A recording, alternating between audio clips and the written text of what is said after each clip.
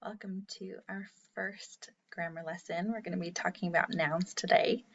So with these lessons, I'm going to divide them into 3 parts. There will be the beginner, medium, and the advanced parts.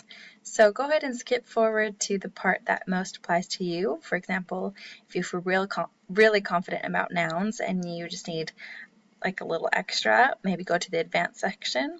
If you're like so-so and you're like, I know what it is, kind of thing, you can go to the medium section. And if you're like, I'm really just struggling, I don't understand this, then go ahead and start with the beginner section. Now, in addition, there will be handouts that are available at the link below, and those handouts are also divided into the 3 sections based on what is taught in each section. And if you'd like to go through the whole thing and watch all of it and learn all of it, then you are very welcome to do that. So with that being said, let's go ahead and get started. We're going to be sharing our screens today. We're starting with exploring the noun. So if you're a beginner, we're going to be talking about common nouns and proper nouns with capitalization, singular and plural nouns, and concrete and abstract nouns. So we'll talk about what those are. And then if you're in the medium category, we'll be talking about articles and capitalization. We'll discuss more about abstract nouns and then talk about compound nouns as well. And if you're advanced, we'll talk about noun phrases and more advanced abstract terms. So a noun definition is a person, place, thing, and idea. So if that helps you remember it better, person, place, thing, idea. Sometimes kinetics can help us if we remember the sign for that. So what that looks like, so there's a person, right? Then we have a place or where they're standing. Then a thing, something they're holding, something that you can touch.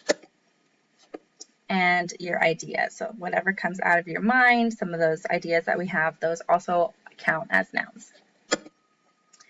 So some common nouns, these are the basic singular nouns that we're talking about one thing, and it's very common, you'll see it everywhere, right? And there's multiple of these around the world. So we've got a few examples here. I'm not going to read through all of them, but a few persons would be a child, a man, a girl, a place could be the ground, a room, a house. A thing could be like a cat, so animals kind of count under things. Mirror, that's an inanimate object, but that counts as a thing. A bed, a toy, drink, so there's lots of different things. You can also have a flower, which is like a plant, that counts as well. And ideas, so those are things we can't necessarily touch, like an hour, the idea of love, or fear, or thought. Those are all nouns, and these are all singular ones. So if you look to the next one, there's also plural nouns. So instead of one child, we'll have children. That's many. So that's still a noun, but it's going to be multiple of that noun, of the common one. We got women and boys. So again, multiple. For place, you can have plots, like plots of land. So you have multiple plots. Multiple rooms in a house, multiple houses. A thing, you can have multiple dogs, multiple lights, multiple pillows. An idea, so not all ideas can be plural, but some can, like you can have minutes. So instead of just 1 minute, you can have many minutes or many hours in the day, because an hour is an idea. You can't touch it. It's not a thing that you can touch. Loves, so you can have many loves in your life, many things, many feelings of love, right? You can have many fears. You could fear spiders and snakes and heights and lots of things. So those are all plural. Then we have proper nouns. What a proper noun is it's going to be one specific of a noun, like one specific person, one specific place, one specific thing, one specific idea, and they're going to have names. So your proper nouns are the names of those specific nouns. So Billy would be the name of a person, a specific person. There's only one, so it's a proper noun. those are capitalized because we're talking about one person, they're a special person, so you capitalize proper nouns. A special place would be Disney World. There's only one Disney World, so you capitalize it because it's the name of Disney World. A thing, so Fido could be the name of your dog, so you would capitalize his name. And January is the name of a month, which a month is also an idea, and January would be the name of that, so you capitalize January. Same with Victorian era. You could have many eras, but the Victorian era is a specific one that we're referring to, so you capitalize the V and the E to show that it's a name. The next thing is that you have to capitalize. That's what we were just saying. It's being referenced specifically. We went over this already, but it shows the importance of a noun and the identity of a noun. So teacher, a proper noun would be Miss Thurber. That's a picture of me. Yes, it's from a few years ago. That's okay. Another one would be a city. Okay, that's a common noun, and then we have the proper noun would be New York City, would be a specific city. A cat, and then you could have Mrs. Whiskers as a proper noun for the cat, a specific cat with a name. And day is common, but you can then have Christmas Day is a proper noun because you're talking about a specific day that has a name and it will be capitalized. So in the handout, you'll practice capitalizing names, and that will be fun. Okay, so concrete versus abstract nouns. So a concrete noun is something that you can hear, taste, feel, see, or smell. So you can actually experience it with one of your five senses. So if you can hear it, if you can taste it, right? If you can feel it, see it, or if you can smell it. So if you can do any of those things to the noun, then it is considered a concrete noun. If you can't, then it's considered an abstract noun. So music, for example, because you can hear it, even though you can't like touch it or see it, but you can hear it, it's considered a concrete noun because you can hear it.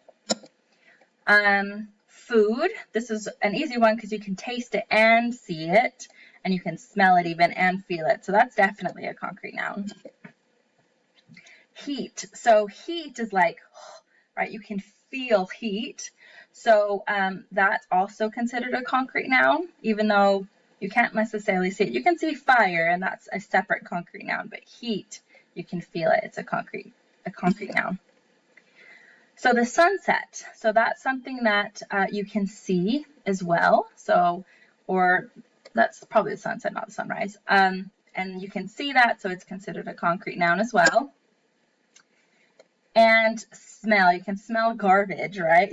You can smell that putridness. So the garbage and waste is definitely a concrete noun because that's something you can absolutely smell. Okay, so the abstract kind of falls under the idea category. Typically, concrete nouns fall under the person or the place or the thing category, but if it's an abstract noun, typically it would be an idea, right? Because you can't necessarily touch it. So this is a picture of people, but it's representing the abstract noun of joy or happiness, which is an emotion. It's not something that you can touch, but you can kind of see it through like actions in a sense, but you still can't like really see it. You just see people acting a certain way. So joy or happiness would be an abstract noun. This picture represents sadness or depression, which is another abstract idea. You can see someone like looking a certain way, right? Downcast eyes and closed off, and perhaps they're crying, but all of that kind of shows what they might be feeling, but you can't actually see the emotion of sadness. So the flag often represents the idea or abstract noun of freedom or independence, or maybe patriotism, all of which are ideas and abstract nouns because they can't be touched. You can touch a flag, but you can't touch freedom in the same way. Okay, so this is the end of the beginner section. If you want to practice all of this kind of stuff more and you just need more time with it, because obviously this was like a short rundown of it, then you can download the handout at the link that is attached to this video. And in addition, there will also be a video that you can purchase, which will explain all of the answers to the handout once you have gone through it. Okay, so we've just finished the beginner section. We'll be moving on to the medium section now.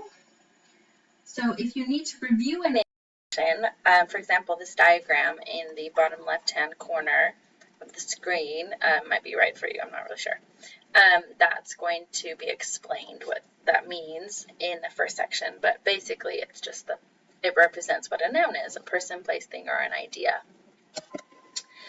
So the capitalization of proper nouns is typically pretty simple, but I'm going to go over the titles of books and movies and things that can be a little bit longer and a little confusing, because in the beginner section I talked about just capitalizing names, proper nouns, which is pretty typical and easy. So let's go through some of these. So this is a book name, Hotel on the Corner of Bitter and Sweet. So we don't capitalize everything in a title. What you do capitalize are the big words. Those are typically nouns and adjectives and verbs, and any word that is like bigger than 3 letters, basically, you're going to want to capitalize. So that includes your H, your C, your B, and your S. So these are the only letters that you actually capitalize in this title, because on and the and of and are small words that don't need to be capitalized because they're just like tiny and kind of unimportant words. So we don't capitalize those.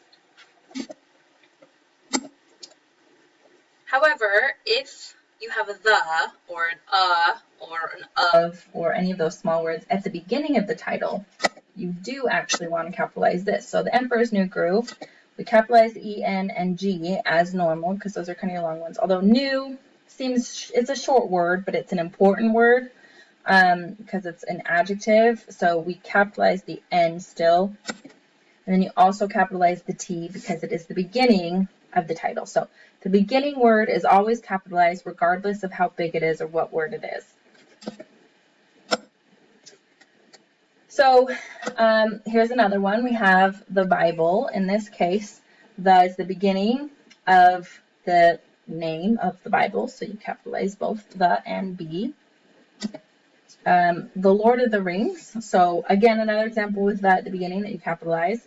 And then you capitalize the L in Lord and the R in rings, but not the O or the T because those are your small little unimportant words.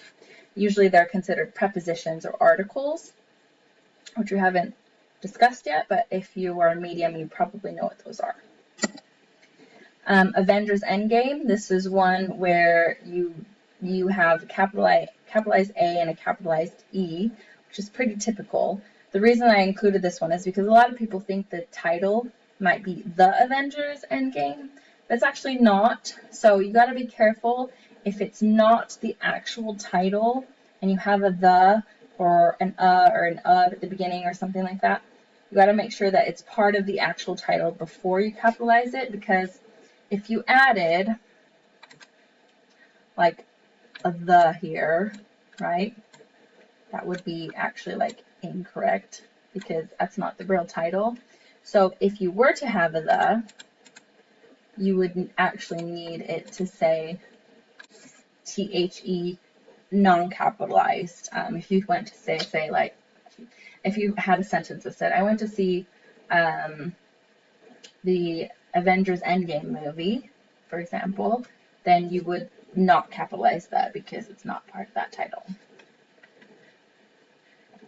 Okay, so again, at the handout, you're going to get to capitalize some titles there. So let's go back to abstract nouns. So in the first section, we talked about the difference between concrete and abstract nouns. So abstract nouns refer to idea nouns. that cannot be experienced through the five senses.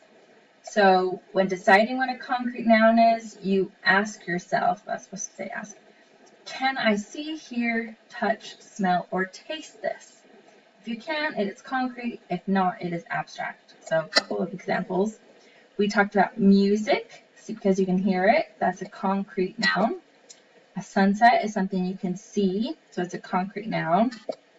Wind, you can feel wind, so that actually is considered a concrete noun. A burger is something you can taste, so and touch and smell, but so that's considered concrete.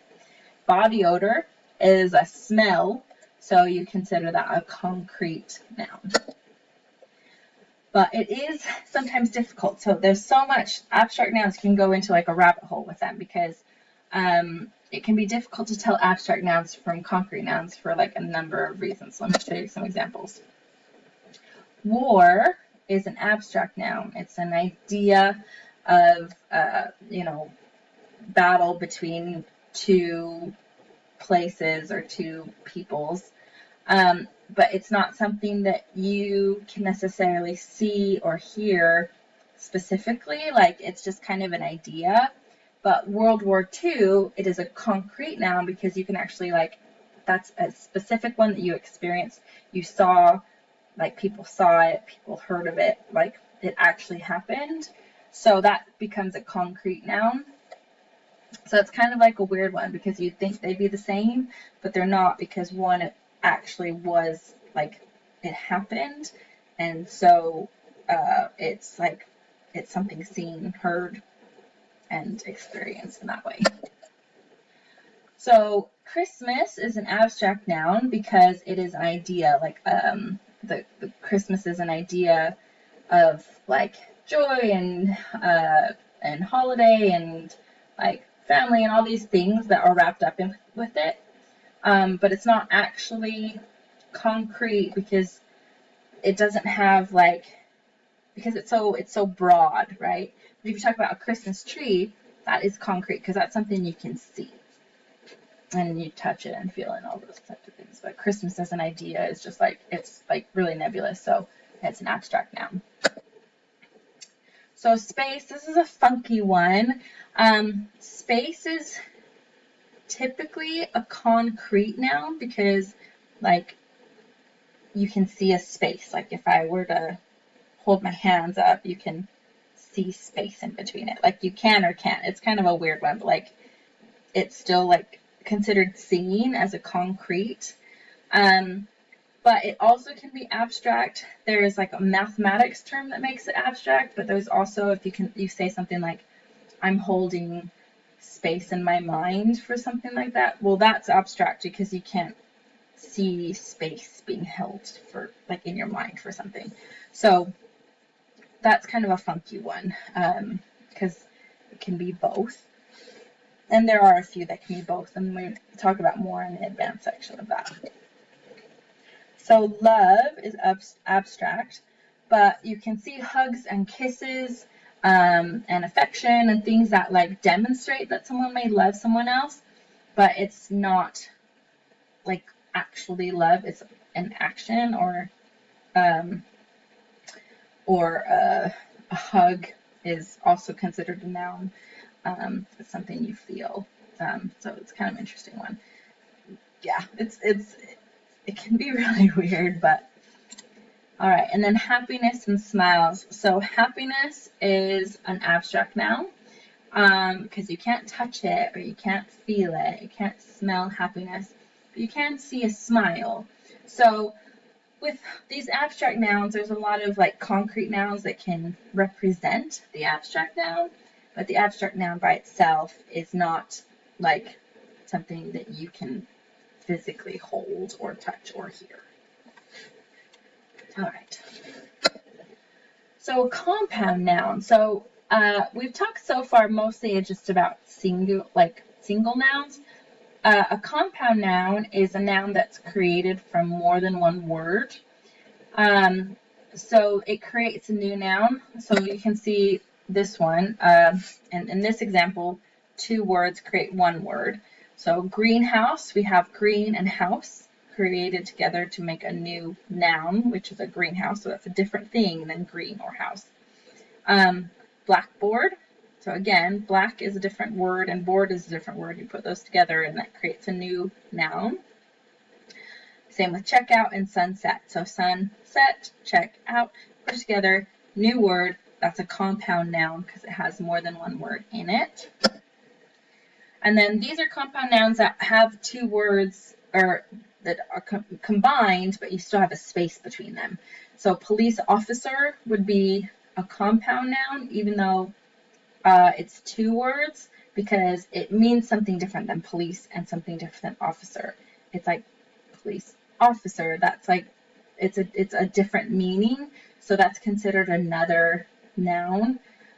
Same with New York City, all of those things separate. New means something different, York means something different, city means something like different. When you put it together, it creates a specific place. Same with board game and free will. These are all things that separately they mean something different. You bring them together and they mean a new noun. And these are hyphenated ones. So son-in-law, city-state, firefighter, these are all more than one word combined to make one word, but you split them up with hyphens. That's just the way that it was decided it needed to be spelled. So when you write this out, you have to make sure that you include those hyphens. And I think the best way to find out about whether or not it needs a hyphen is just to look it up. Honestly, look it up online. So that's the end of the medium section. You'll get to practice those concepts some more at the handout. And again, if you're interested in buying the handout explanation, you'll get an answer key with the handout, but if you want it explained further, I will be providing a video that you can buy to explain that handout further if you would like that. All right, so that's the end of the medium section. We're going to be moving now into the advanced section. So feel free to review any of the first two sections. There may be some things in there that I refer back to that if you don't completely understand yet, you can go back and get an explanation for it. The diagram in the bottom left corner is described at the beginning, but it basically just means person, place, thing, or idea to represent what a noun is. So just be aware that feel free to go through whatever part of this video that you need to. So a noun phrase, so we talked about nouns in kind of like a singular way in the rest of the video, but with the advanced section, I want to talk about noun as a phrase. So a noun phrase is two or more words that modify the noun and create a group of words. So a phrase is a group of words, basically. And a noun phrase will include two or more words. All of those words are talking about the noun, but it's just like more words about it. So let me show you what I mean. So a black dog. So dog here is our noun, but a and black both modify dog. So they describe it, they give you more information about the dog. So a noun phrase is a black dog. That's a noun phrase. A jealous mother-in-law, same thing. Mother-in-law is your noun. It's a compound noun, which we also discussed in the previous section. But now we know that the mother-in-law is jealous. So it's a noun phrase that gives us more information about the mother-in-law. That gorgeous yellow butterfly is another one. Here we have butterfly as the main noun, yellow and gorgeous, and that are modifying the noun butterfly. So that gorgeous yellow butterfly is a noun phrase because it's a group of words that all discuss the noun. My best friend is a simple one. We've got friend, and best tells you what kind of friend it is, and my tells you what kind of friend it is, so those all modify friend. And the last minute is the same. We've got minute being your phrase or your noun, and last and the are giving us more information about minute. Okay, so they can be, noun phrases can be like really long and complicated. Sometimes they can include other nouns or other types of phrases, but in all of these examples that I'll show you, everything in the phrase modifies the noun. So we'll see a bunch of pieces, a bunch of different words, but they all are going to modify or tell you something more about the noun. A black dog that jumped over the hedge. So this is interesting because it's still all about the dog, and it's considered a phrase because it's a group of words that doesn't quite do anything. We can say that it jumped, but he didn't really jump. Like, it's not a complete sentence. So in further videos, I'll talk about what a phrase is versus a clause. But a clause is basically like a sentence, or like a subject and a predicate, which we'll also talk about. But this is one example. It's a noun phrase because it doesn't actually give you a predicate. It just gives you more information about the dog. So the black dog that jumped over the hedge. What did that dog actually do in the sentence? We don't know yet. So this is all still a noun phrase. This one's a tricky one, but I wanted to show it to you to show you that noun phrases can include a lot of weird things in it. It's actually called a relative clause that's in it, but we're still counting it as a phrase. It's weird. Wearing white at the wedding, a jealous mother-in-law. So here we have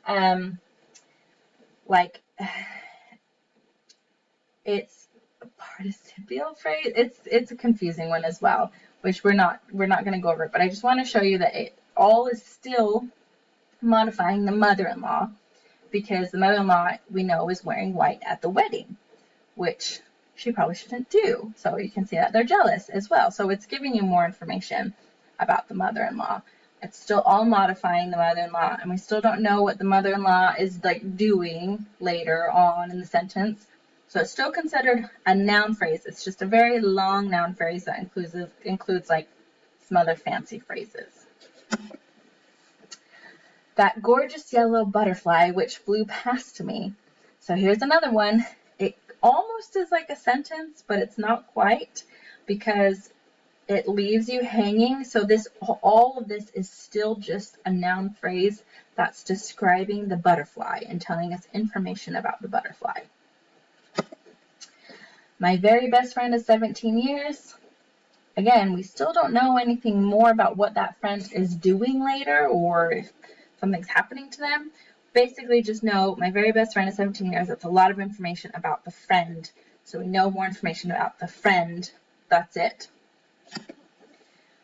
And this is another kind of crazy one. This one says, dragging on and on the last minute of the day. It's a lot of words, and we're all just modifying still minute. What minute is it? What do we know about the minute? It's dragging. It's last minute of the whole day, right? Like, we know a lot about the minute now, but it's still just about the minute.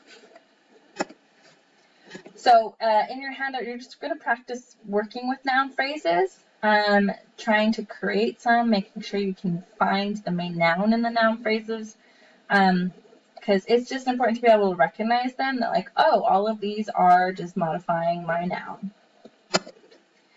Okay, so we're going more into abstract nouns. So if you've watched the rest of the video, you've seen a lot about abstract and concrete nouns already. So we're going more into it because this is kind of weird. Phrases can also be abstract noun phrases. So here's one. The fact that he hated the color yellow, right? That is a whole noun phrase about fact, right? There's a fact that we're talking about. It's the fact that he hated the color yellow. That fact is, who knows, it's the hated the color yellow, right? But we still don't have like anything more in the sentence. So it's just kind of interesting that this whole thing is still a noun phrase, but it's about an abstract noun, because fact is not concrete, it's an idea. So that's an abstract noun phrase, basically. Here's another one, that really annoying personality trait of his. So trait is an abstract noun. It's not something you can see. It's an idea as well. So we have that really annoying personality trait of his is all modifying still just the trait. What kind of trait are we talking about?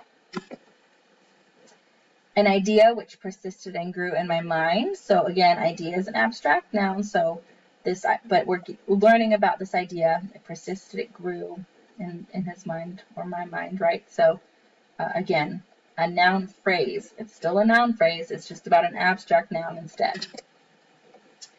His overwhelming and exhausting sadness. So sadness is an emotion. So it's considered an abstract noun. And we're discussing more, modifying more about this sadness. The classic sarcasm of the Brits. So sarcasm is a noun, but it's an abstract noun. So we're just discussing sarcasm. What type of sarcasm is it? So this is a little bit more. This isn't like super important to understand.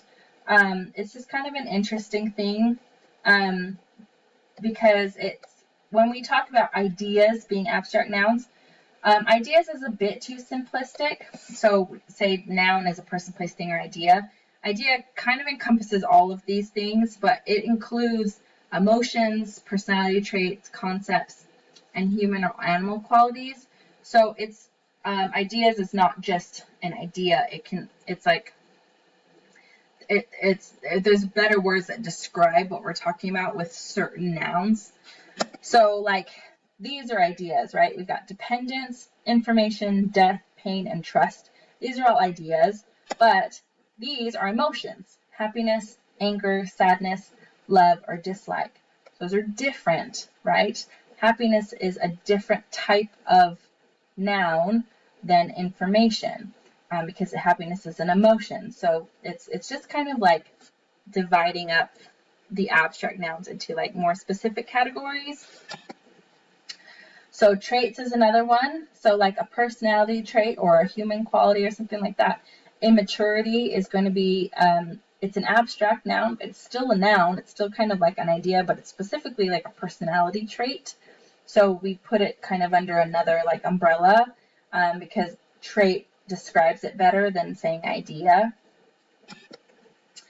And concept. So concept and idea is very similar, but concept can describe socialism better, or patriotism better. So it's more of a concept than an idea. So it's more just like semantics. Like we don't really need to like divide these into these sections all the time. But when someone says, "Oh, that's an idea," you're like, "Oh, well, kind of," but like it counts as an idea noun, but it's actually like a concept, right? Or it's actually an emotion.